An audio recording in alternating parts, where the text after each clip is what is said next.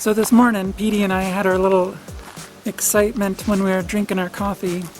So after I set up camp and everything was done, late in the evening, a couple came by and camped right next to me here. And in the morning, about 10 a.m., they pulled out to leave, and they only got about 30 feet or 40 feet down the road when they were met head-on with a ranger. And the ranger asked to see their receipt for camping, and, well, apparently they didn't pay to camp.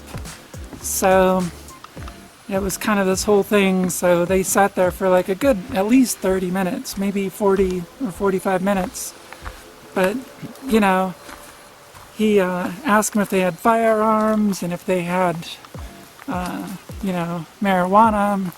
And apparently no to the firearms, but yes to the marijuana. So I remember saying, asking if it was under an ounce.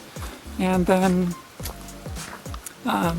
later he said he was not going to write him a ticket for the marijuana, but was going to write him a ticket for failure to pay.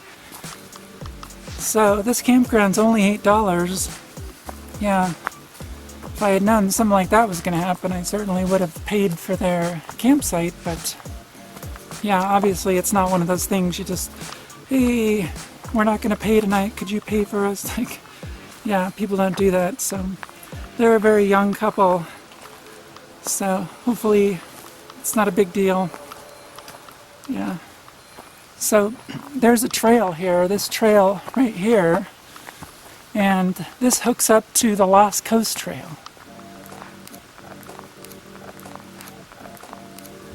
This is a good campground if you just want to hike a portion of it or something.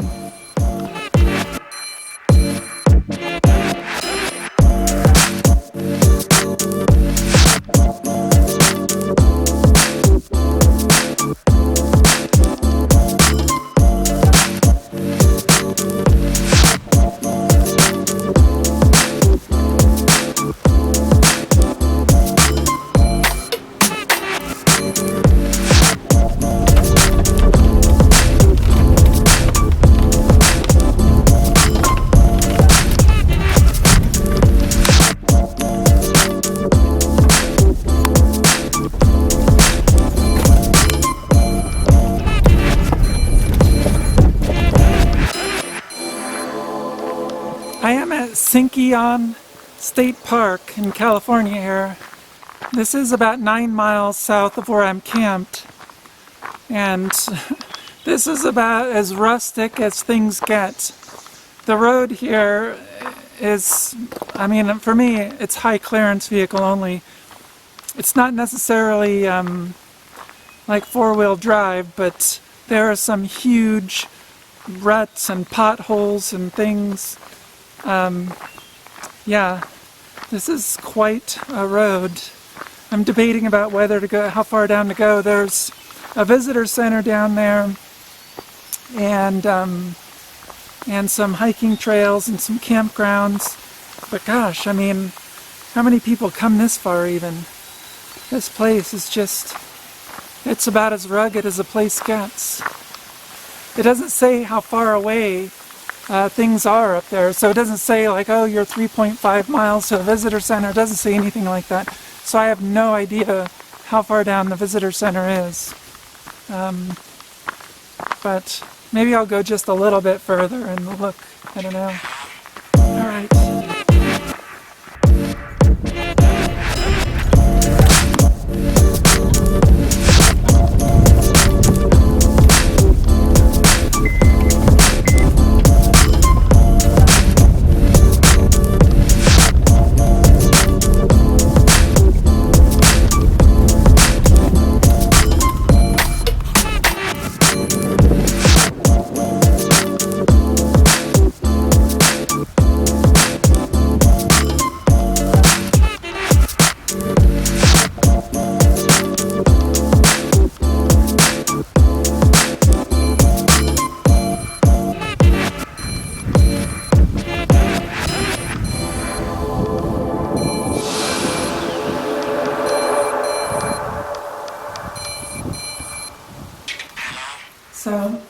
this is the visitor center. It's an old ranch house.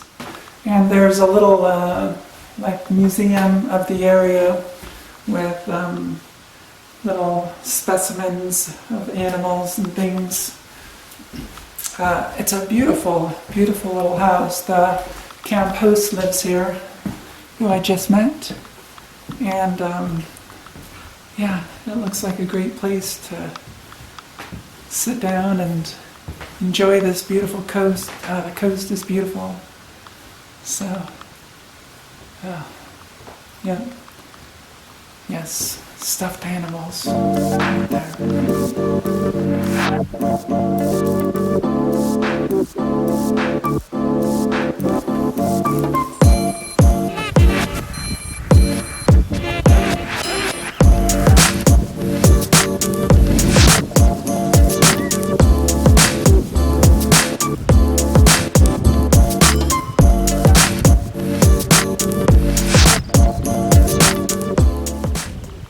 So this right here is the Lost Coast. Petey and I are standing on a cliff right here. And most of the coast is inaccessible because it's just drop off. It's just cliffs just like this. But very few people come here because it's just so remote. And that road getting here was just crazy. There's just that one road in and one way out. The vast majority of people who come here are hikers, so the Lost Coast Trail is literally like 100 feet away from me right here. It's right there. So lots of hikers hiking the Lost Coast Trail come through here. It's really cool. There's a barn right here, and you could camp in the barn. So there's room for a few people in there, and that's a good option if especially if it's stormy or something. But wow, it's beautiful here. It's amazing.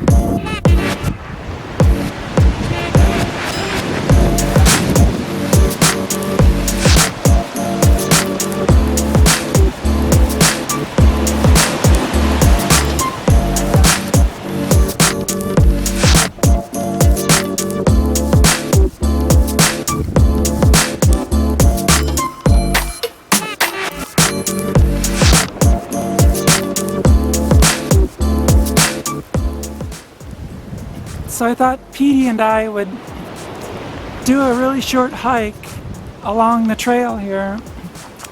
And yeah, there are some very, very steep sections here.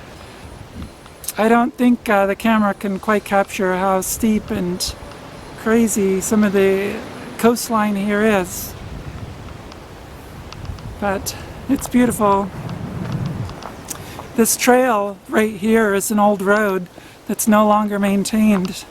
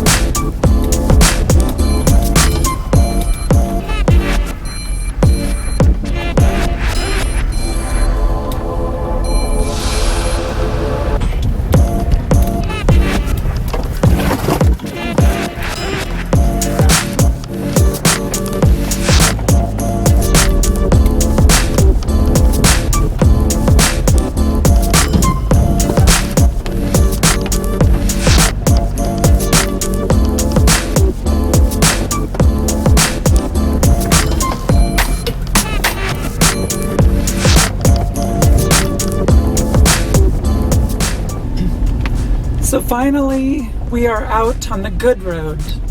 This is the good one. At least there's not like 1 foot ruts in it. Poor Mr. Petey, he can't rest. He's just being shaken up like a little milkshake. Yes, I'm sorry, Petey. We'll be back on a paved road pretty soon. But this fog is pretty amazing. We're way up high back on the mountain again, so that's where the fog comes from.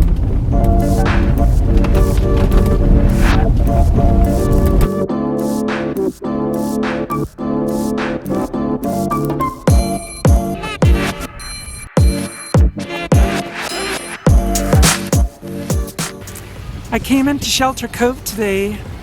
I was hoping to take a shower at the campground, but they don't allow outside people to take showers, so basically I guess there's lots of hikers and they like to reserve it for their own campers.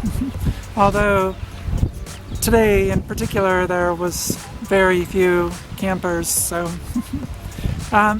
I thought it's odd that here in Shelter Cove there's an airstrip. So basically the only flat piece in town, the only flat piece of land has an airstrip on it, and I wonder like how many people here own aircraft and can fly in here, and like how many times a year could you fly into Shelter Cove?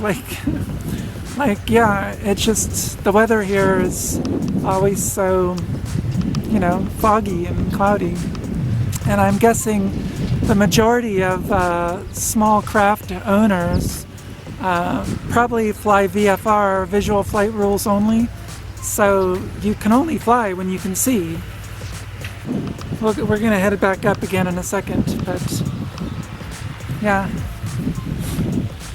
Alright, let's go up and see what it's like back up in the mountains again.